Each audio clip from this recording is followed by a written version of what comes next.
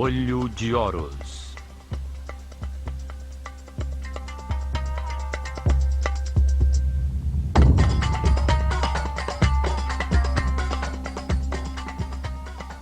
Sétima parte. Dendera, o amanhecer da astronomia.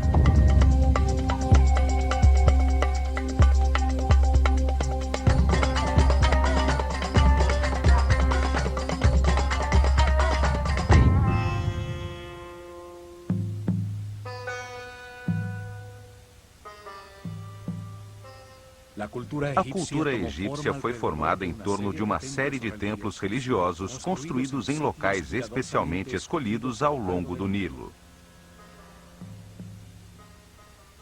Para os sacerdotes egípcios, qualquer forma no universo que cresça exteriormente necessita de um receptor que permita seu desenvolvimento no tempo. Os templos foram os tais receptáculos que permitiram o desenvolvimento de sua civilização. Cada templo expressou uma tomada de consciência diferente sobre o universo. Seu objetivo era transmitir à sua sociedade os diversos princípios fundamentais, as verdades distintas. Isto permitiu que cada templo atuasse como um órgão distinto no país, com funções diversificadas, dedicado a ensinar e explorar um tema religioso diferente. Assim eram vistas as casas de Deus. Durante milhares de anos, as fronteiras do reino dos faraós no Egito, discípulos da sabedoria dos sacerdotes do Olho de Horus, foram respeitadas por todos os impérios asiáticos. Nunca quiseram ampliá-las e em seu interior existia um lugar de paz se comparado à anarquia universal. O declínio começou com o desaparecimento de seus mais altos sacerdotes, após Moisés, o último de seus grandes iniciados, ter atravessado o Mar Vermelho, e terminou com o caos, a destruição de seus templos e o extermínio realizado pelo persa Cambyses II. Após a morte de Ciro, o maior governante da Ásia, e que manteve uma relação de paz e respeito com o Egito, seu filho Cambyses II assumiu o poder para comandar o exército mais poderoso da época. Era um déspota cruel e brutal, que odiava a sabedoria, a estabilidade e o poder dos faraós. Obcecado por provar que seus deuses eram os mais poderosos, invadiu o Egito em 525 a.C. Assassinou Psamético III, o último faraó nascido legitimamente nestas terras, e a maioria dos sacerdotes da escola de mistérios do Olho de Horus. Arrasou os templos e queimou os papiros que continham toda a sabedoria armazenada por várias gerações.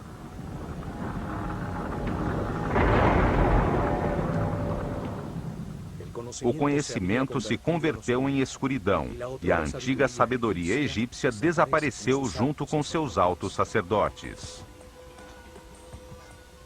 Cambyses II estabeleceu uma cruel servidão que duraria 200 anos, até a chegada de Alexandre o Grande em 322 a.C., recebido como salvador pelos egípcios. Alexandre ordenou a reconstrução de seus templos e, após sua morte, Ptolomeu I, um de seus generais, deu início às dinastias ptolemaicas que viriam reinar por quase 300 anos. O templo dedicado a Hathor, que já existia em Dendera desde 5400 a.C., foi reconstruído pelos reis macedônios como um método piedoso para legitimar o seu poder.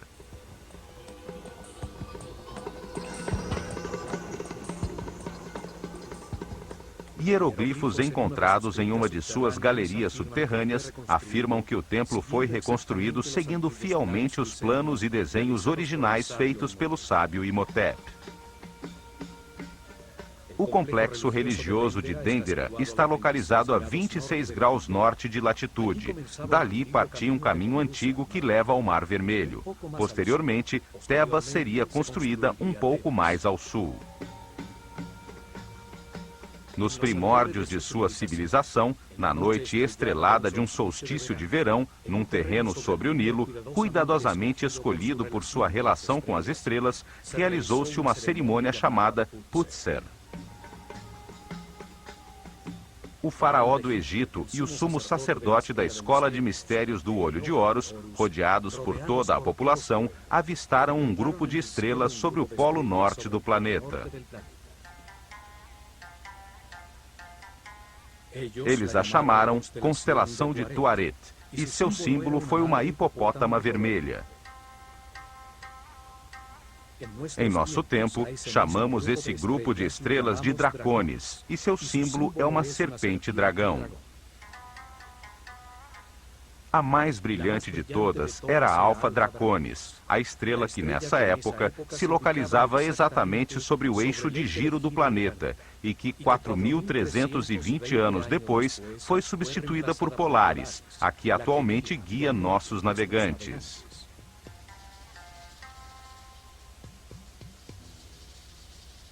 O avanço do sistema solar em seu giro ao redor do centro da galáxia determina que durante esse ciclo de 25.920 anos, 6 estrelas diferentes brilhem sobre o polo.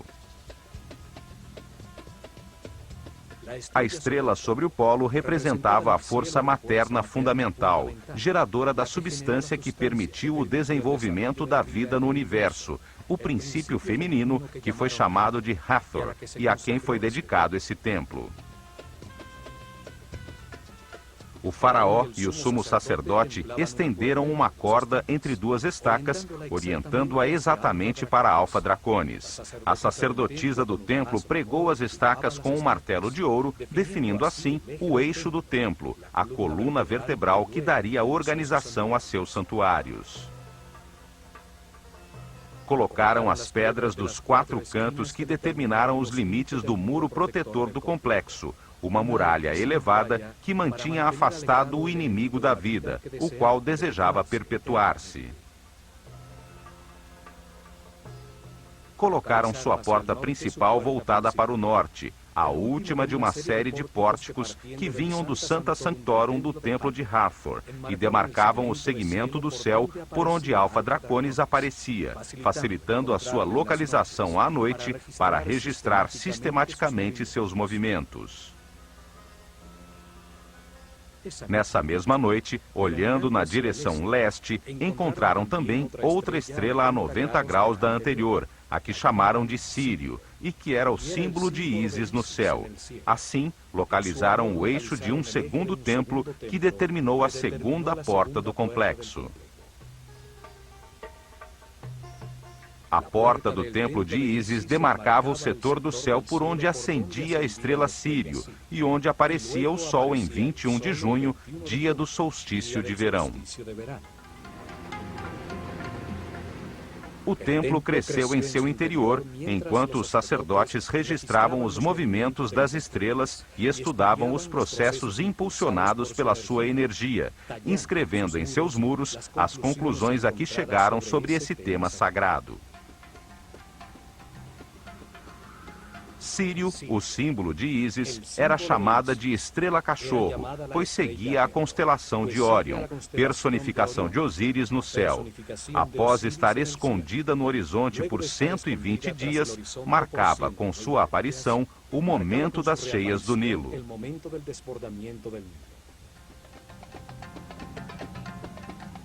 Então permanecia visível durante 40 dias, o mesmo tempo que duravam as inundações. Esta correlação fez com que Sírio se tornasse muito importante para a vida do país, que dividia o ano em 3 estações, chamadas de tétrames, que eram determinadas pelas enchentes do Nilo. As festividades do ano começavam com a cheia do Nilo, e Sírio marcava com sua reaparição no céu esta importante data. Quando a estrela desaparecia, o rio recuperava seus níveis normais. O calendário e a sincronização da vida egípcia com o sol e as estrelas era tão importante que o faraó do Egito, ao assumir suas funções, deveria jurar que nunca alteraria as datas do calendário. No entanto, o dia em que Sírio reaparecia no céu dependia da latitude do templo onde era esperada, pois na Elefantine do Sul se via a estrela 7 dias antes do que na Bubastes do Norte. Por esta razão, os sacerdotes também usavam o sol como relógio para determinar a duração do ano, pois o solstício de verão coincidia com a reaparição de Sírio. Em Dendera, frente ao horizonte do templo de Ísis, primeiro Sírio ascendia no céu e depois o sol aparecia. Ao amanhecer do dia do solstício de verão, Sírio e o Sol marcavam em um relógio cósmico o início do Ano Novo Egípcio. Em uma cerimônia no terraço deste templo, era acendido o fogo novo para todo o país.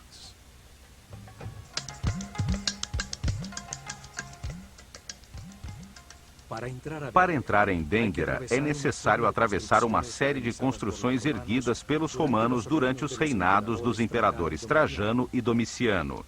Uma série de quiosques de cada lado demarcam o pórtico norte, embutido nos muros que protegiam o lugar.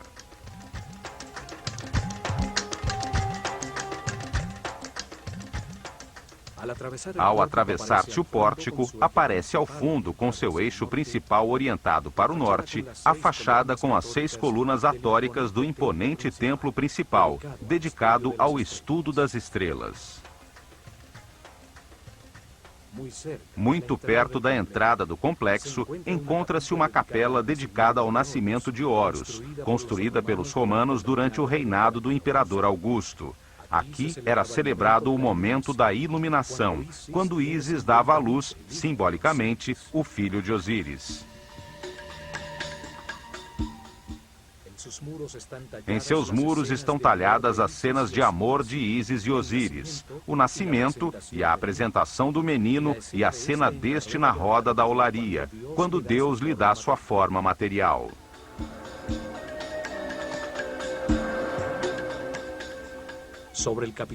Sobre o capitel de suas colunas está representado o deus Bes, protetor das grávidas e que favorece ao nascimento das crianças. Ao sul desta capela, encontram-se as ruínas de uma basílica cristã construída no século V depois de Cristo, época em que os rostos dos personagens sagrados foram cuidadosamente destruídos nos muros dos templos.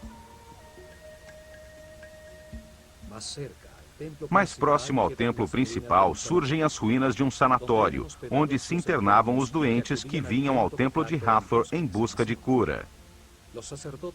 Os sacerdotes do templo usavam seus conhecimentos de medicina para ajudar ao povo no plano material. Hathor, a força feminina multiplicadora da vida, era reverenciada como uma figura compassiva. O povo percorria grandes distâncias para orar em seu templo, banhar-se em suas piscinas sagradas e receber os remédios e cuidados de que necessitavam.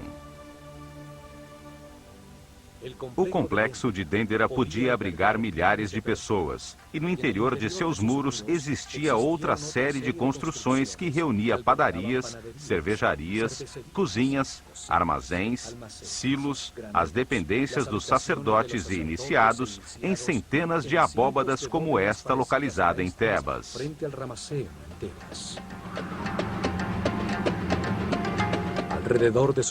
Ao redor de seus muros externos, o povo construiu suas casas. Daí surgiu um polo de desenvolvimento sob o cuidado dos guardiães do conhecimento, os sacerdotes do olho de Horus. O desenho da fachada do templo de Hathor é diferente do templo egípcio tradicional, pois suas colunas frontais estão unidas até meia altura por muros extremamente decorados.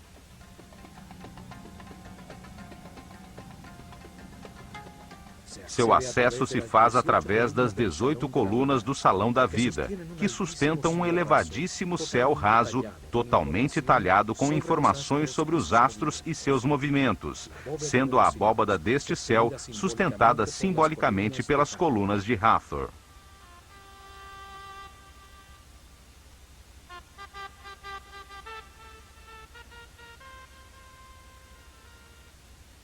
Cada coluna tem a forma de um sistro, um instrumento sagrado que faz vibrar uma série de discos de metal utilizado pelas sacerdotisas de Hathor, padroeira da dança e da música, para produzir uma vibração que adormece a consciência. No alto, o capitel está formado por 4 rostos de Hathor talhados, cada um olhando a um ponto cardial, simbolizando que sua força pode ser sentida em todas as partes do mundo. Seus olhos de serpente e suas orelhas de vaca, símbolo da maternidade e da nutrição, formam uma imagem quase extraterrestre, associada em inúmeras lendas ao planeta Vênus. O templo foi encontrado em excelente estado pelas tropas de Napoleão, por ter ficado sepultado sob areia por milhares de anos. Converteu-se em refúgio para as tribos nômades que, com suas fogueiras, defumaram as cores do belo céu raso. No céu raso deste grande salão, os últimos sacerdotes de Dendera talharam as tábuas astronômicas que ainda conservavam, produzidas por várias gerações de sacerdotes, de forma a impedir que este conhecimento desaparecesse para sempre. Todas as constelações que formam os signos do zodíaco aparecem representadas em suas barcas simbólicas, com imagens do Nut, o símbolo dos céus, que devorava o sol todas as noites para que renascesse ao amanhecer.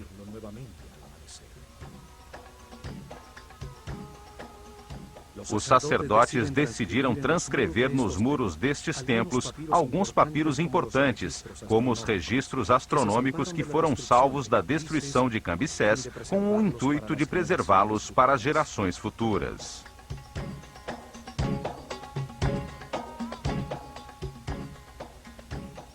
Neste salão, chamado de A Casa da Vida, os escribas trabalhavam nos papiros sagrados, nos tratados teológicos, nas orações dos rituais, nas tabelas de registros astronômicos.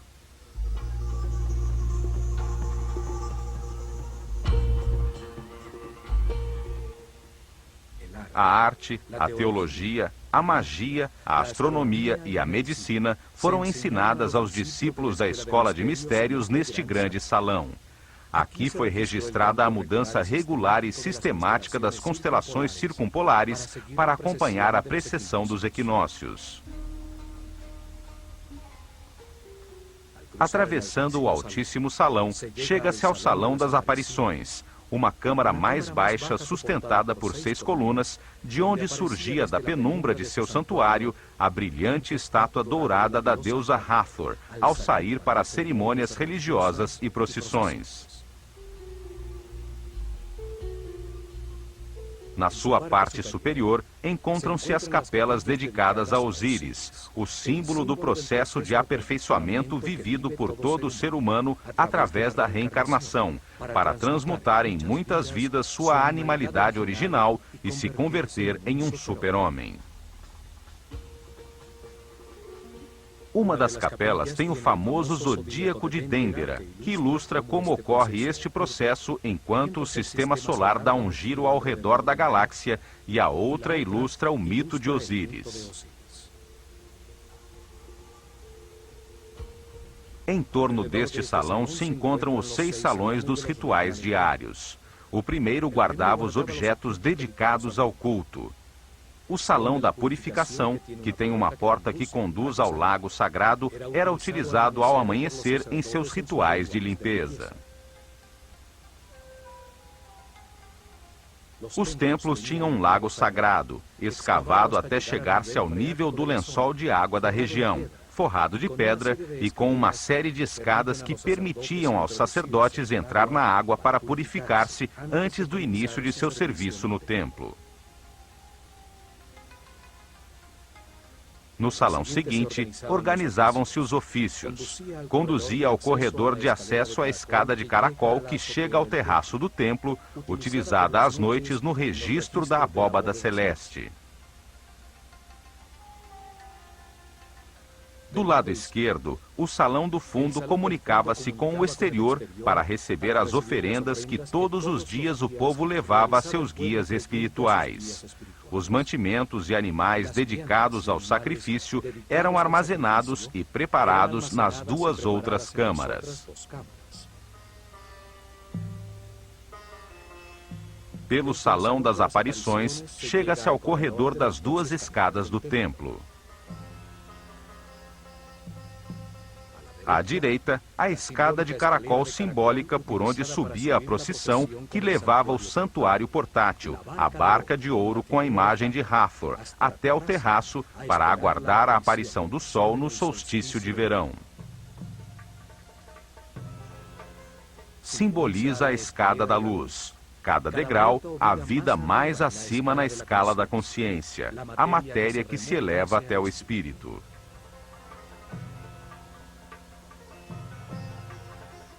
E à esquerda tem-se acesso a uma longa escada reta por onde descia a procissão trazendo o fogo novo.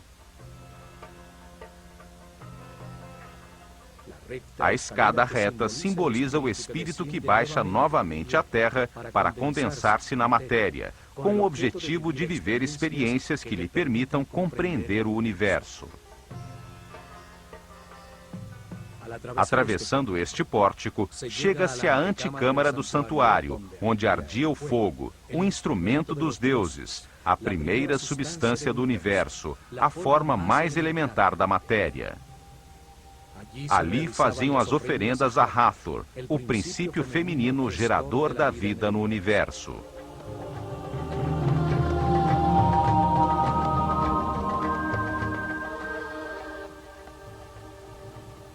À esquerda deste salão estava a capela onde guardava-se a barca de ouro, o santuário portátil, símbolo do movimento físico do Sol. A barca da vida era usada para levar a imagem de Hathor no dia da lua nova, no terceiro mês do verão, durante o Festival do Belo Encontro, em uma procissão florida pelo Nilo até o Templo de Horus, em Edfu.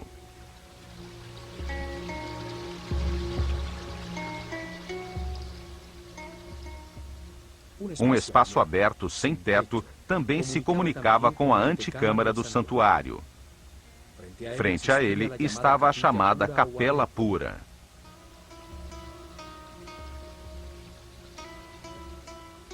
As figuras simbólicas eram levadas a este espaço aberto para que renovassem suas forças ao serem recarregadas com a energia solar. À medida que se adentra, o templo torna-se mais escuro, os tetos mais baixos e as portas mais estreitas. O chão se eleva para demarcar claramente o santuário até a estrela Alfa Draconis, sobre as cabeças dos espectadores das cerimônias. E, finalmente, no mais profundo do templo, sobre seu eixo principal, chega-se a seu coração, seu espaço mais sagrado, o lar de Hathor. Sua figura de ouro, a carne simbólica dos deuses, com seus olhos de pedras semi-preciosas, ficava encerrada em um pequeno tabernáculo.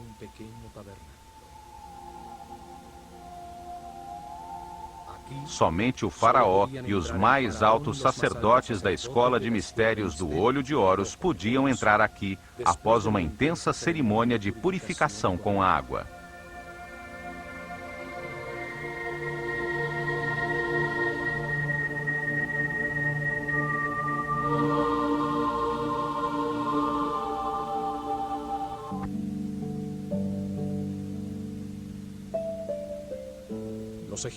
Os egípcios entenderam que, como todos os seres no universo, Deus tem uma parte masculina, emissora, da qual flui a informação, e uma parte feminina, que a recebe para gerar com a sua substância tudo que é criado. Ao Deus masculino deram 3 nomes. Chamaram-no Atum, quando ainda não havia criado o universo e permanecia não manifesto. Chamaram-no Ptah, quando organizou e criou o universo, as estrelas, os planetas e os reinos naturais. e chamaram-no Amon-Ra, quando sobre toda a criação deu lugar à consciência do homem. De forma similar, também deram 3 nomes à sua parte feminina.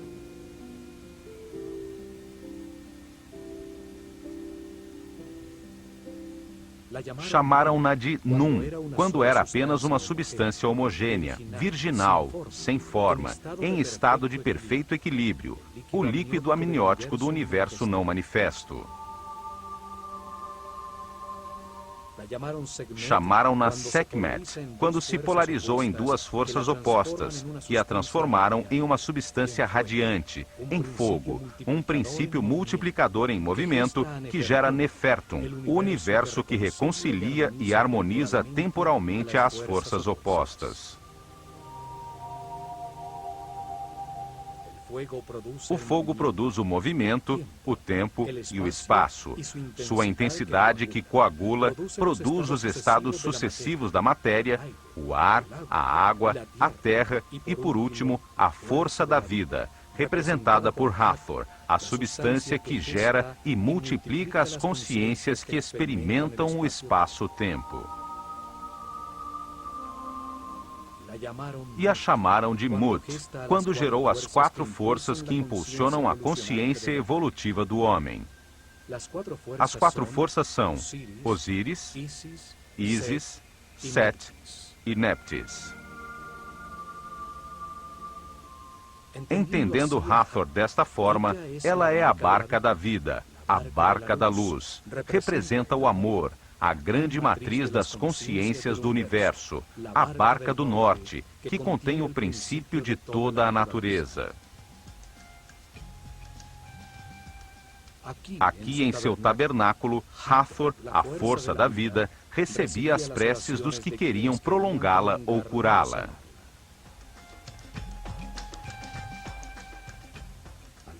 Em torno do seu Sancta Sanctorum, um corredor perimetral aos muros do templo dava acesso a uma série de capelas, espaços sagrados dedicados a todas estas forças fundamentais.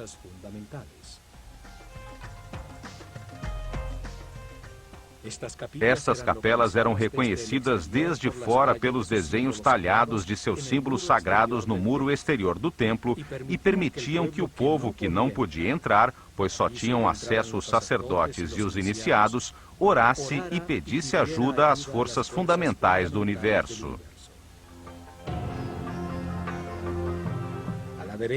À direita da capela do ouvido de Hathor, 2 capelas que se comunicavam eram dedicadas à adoração do único Deus, o Criador da consciência do homem, o que está em todas as partes, Amon-Ra, com seus símbolos também talhados no muro externo. As 2 capelas da esquerda continham as imagens que simbolizavam as forças fundamentais do Baixo Egito, todas relacionadas com Hathor e seu instrumento musical, o sistro.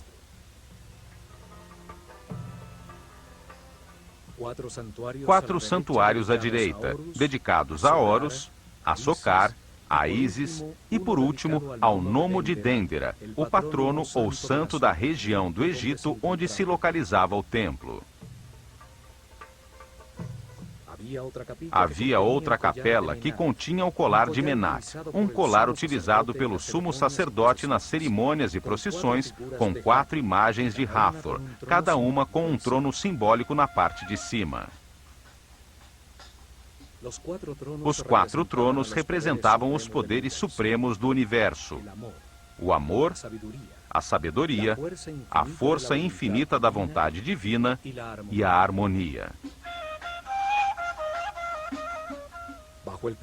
Sob o piso destes espaços existia uma série de criptas onde eram guardados os elementos mais sagrados, as peles escritas e papiros mais secretos relativos à revelação deste templo.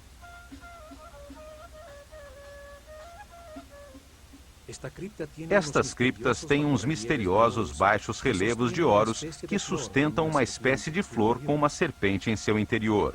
Teorias científicas afirmam que se trata das lâmpadas que utilizaram para iluminar suas câmaras e construções sob o solo.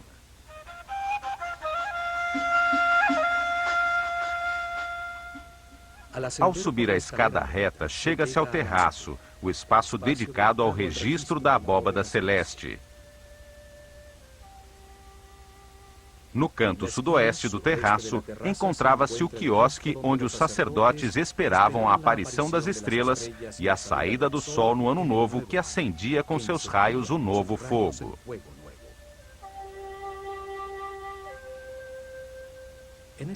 Nesta pequena cobertura do terraço, os sacerdotes se reuniam às noites, dividindo a abóbada celeste em setores chamados nomos, com o objetivo de identificar os movimentos relativos do firmamento e do planeta. Os sacerdotes de Dendera eram chamados de Cabirim, os medidores do céu. Eles registraram a primeira carta celestial, a que marcava as posições relativas dos Mazarotes, os fogos do céu. A astronomia surgiu em Dendera. Astro significa estrela. Astronomia significa logos, ou conhecimento das estrelas. Por este terraço chega-se às duas capelas dedicadas a Osíris, o princípio divino que simboliza a evolução, através da reencarnação de todos os seres humanos. Nelas é descrita a lenda em que seu irmão Sete, para ficar com seu reino e com sua mulher Ísis, o corta em 14 pedaços e espalha as partes de seu corpo por todo o Egito. As talhas mostram o momento em que Ísis, após reunir seus pedaços, suspensa no ar sobre o falo de Osíris, sob a forma de um falcão fêmea, consegue, em uma comunhão espiritual, engravidar e dar à luz a Horus.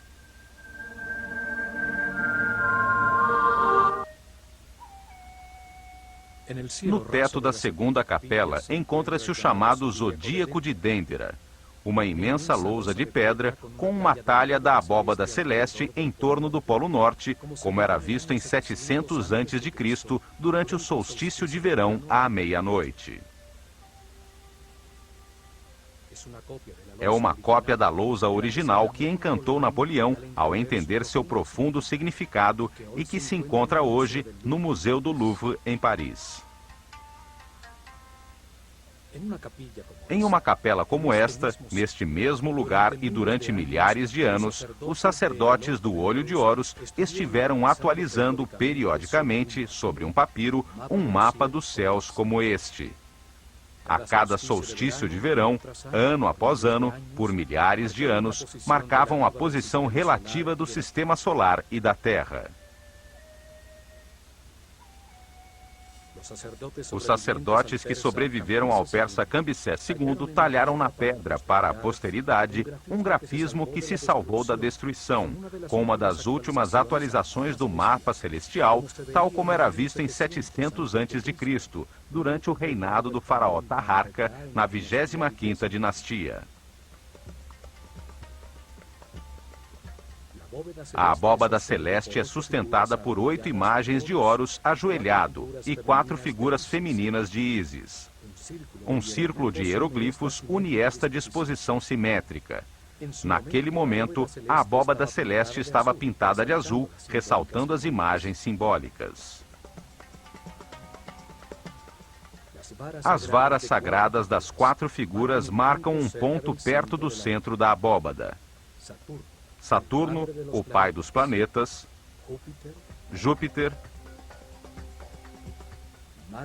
Marte e Osíris, que representa a constelação de Órion, com sua estrela companheira Sírio, personificação de Ísis no céu.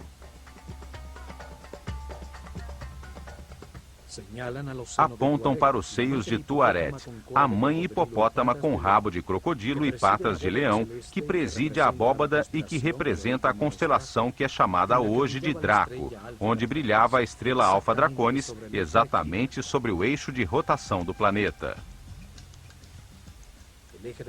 O eixo do templo está orientado 71,5 graus para nordeste, a fim de demarcar em seus pórticos o segmento de céu onde aparecia a estrela polar Alfa Draconis, que na abóbada aparece sobre o seio da hipopótama. A seu lado, encontra-se a constelação do Chacal Vermelho, com a estrela Mizar em sua pata dianteira, a representação egípcia da constelação da Ursa Menor, com a estrela que hoje chamamos de Polaris. Alfa Draconis, sob o seio de Tuaret, está fora do ponto central da abóbada, marcando o desequilíbrio necessário para que exista o movimento elíptico do universo, que fará com que a estrela Polaris, que se encontra no centro da abóbada, se situe sobre o eixo do planeta. A estrela polar, ao redor da qual parece girar a abóbada celeste, era muito importante para os egípcios, pois representava a energia sobre o eixo de rotação do planeta, sobre sua coluna vertebral, que organiza os órgãos de todo ser vivo, desde um inseto a um homem ou um planeta. Além disso, durante o reinado de Senéfro, muito antes da construção da Grande Pirâmide, seus sacerdotes haviam profetizado que quando Alfa Draconis fosse substituída por Polaris, chegaria o fim de sua civilização, como descrito no papiro de Nefer-Rohu.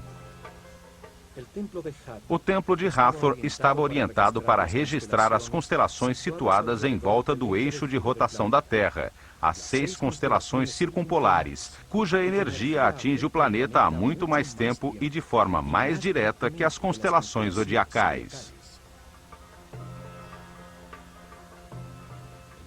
Em uma época em que o dia e a noite eram como a vida e a morte, o setor do céu sobre o polo, onde as estrelas eram sempre visíveis, contrastando com as que ascendiam e desapareciam, representavam os poderes da escuridão que a luz nascente do sol fazia desaparecer.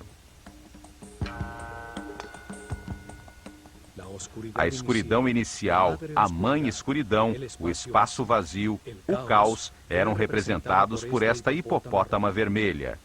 Ao sair da água, os hipopótamos transpiram um líquido vermelho. A água do Nilo, ao transbordar e invadir a terra, tornava-se vermelha devido ao óxido de ferro. O vermelho simbolizava a fonte materna. A seu lado se veem também as outras constelações circumpolares, como a constelação da Pata, com sua estrela Mesquet, hoje denominada constelação de Cefeus, com sua estrela Alfir, e a constelação de Hércules. A partir da estrela sobre o polo, dividiram o céu à sua volta em 12 setores principais, com 30 graus cada um. As constelações de estrelas que continham os decanos, uma série de 36 estrelas muito brilhantes, pelas quais o sistema solar passa em sua viagem pela galáxia. O sistema solar e o homem, ao atravessar cada um dos 12 setores em que as estrelas foram agrupadas, recebia uma influência energética diferente que impulsionava nos espíritos encarnados, em cada momento, um processo diferente de aperfeiçoamento. Para explicar que processo impulsionava cada grupo de estrelas, usaram animais, que representavam um nível evolutivo diferente da consciência em seu caminho de reencarnações para a aquisição de sabedoria pela experimentação em um universo de polaridades contrastantes, de luz e escuridão, o círculo de animais ou zodíaco.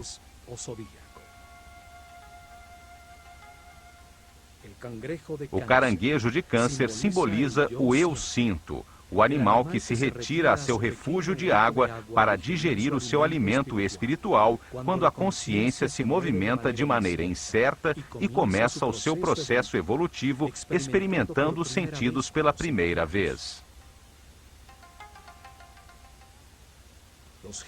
Os gêmeos de Gêmini simbolizam o eu penso, o desejo de aprender e explorar com a dualidade necessária para encontrar a verdade, o conhecimento e a experiência através dos opostos, das experiências contrastantes.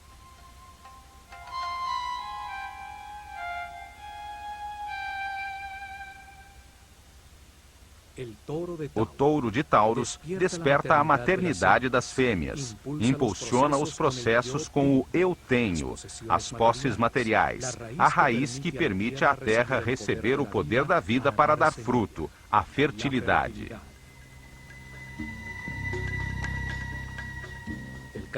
O carneiro de Áries representa a tomada de consciência do seu ser, o eu sou, a força que resiste às dificuldades da vida e converte a rocha em cristal.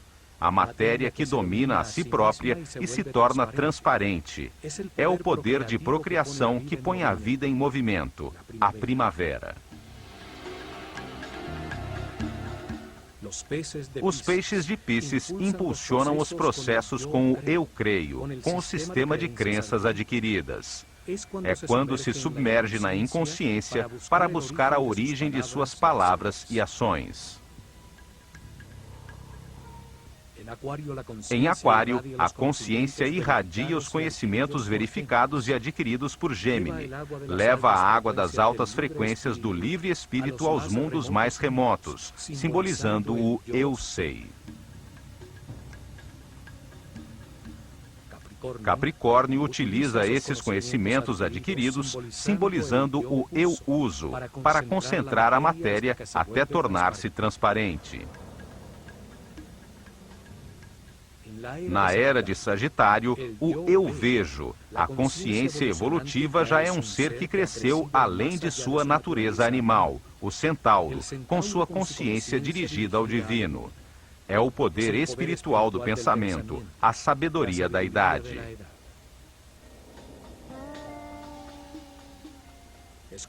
Escorpião simboliza o eu desejo. É o animal que pode se matar com seu próprio veneno. Uma era em que se vivem experiências para entender que o universo é perfeito e que se tem tudo o que é necessário para a felicidade. Não há que se desejar nada. A balança de Libra simboliza o eu equilíbrio. Aprende-se a ceder, a ser flexível ante todas as situações da vida para atingir a harmonia. Todas as experiências são medidas. Conserva-se apenas o que for valioso. Virgem simboliza o eu analiso. É quando se colhe a safra, a maternidade do universo e se vivem processos para aprender a não reagir, a pensar antes de falar. E por fim, Leão, o símbolo do eu posso, o rei dos animais, o grande pai do zodíaco, a força do fogo que verificou todas as verdades, experimentando na própria carne os resultados de suas decisões, em milhões de situações ao longo de muitas reencarnações. Neste ponto, o homem deixa de identificar-se com seus instintos animais, sua consciência deixa de ser um estábulo onde vivem suas paixões descontroladas. Abandona o círculo dos animais. Leão se projeta sobre Câncer, a porta para a escala seguinte do universo, onde, como guia dos processos de outras consciências, serão experimentadas situações de mais responsabilidade, para seguir seu caminho do aperfeiçoamento de volta a Deus.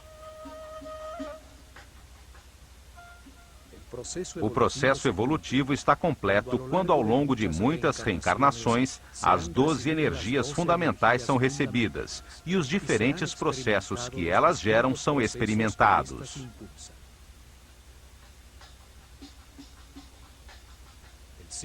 O signo zodiacal sob o qual o homem morre será o signo sob o qual nascerá em sua próxima encarnação. Em cada vida, experimenta diversas personalidades, sob a influência de forças diferentes, à medida em que o Sol avança em seu giro pela abóbada celeste.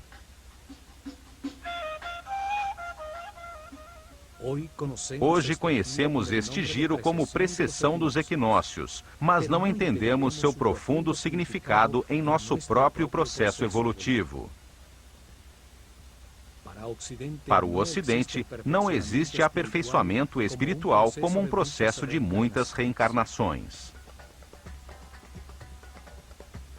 Este mapa celestial comprova os conhecimentos astronômicos e filosóficos dos sacerdotes da Escola do Olho de Horus, que entenderam a vida no universo como um processo desenhado por Deus para converter um animal ignorante em um super-homem sábio.